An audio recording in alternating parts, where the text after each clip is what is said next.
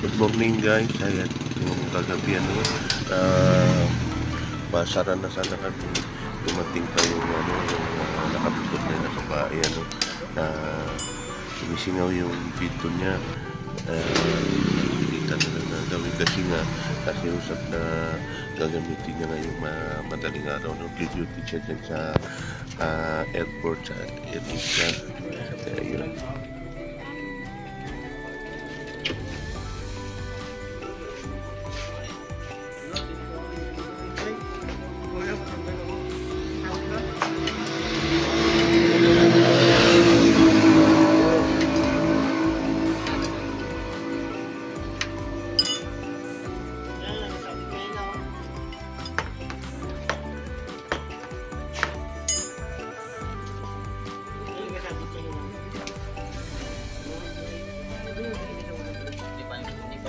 Ay, may na. Nagsasabi ko rin.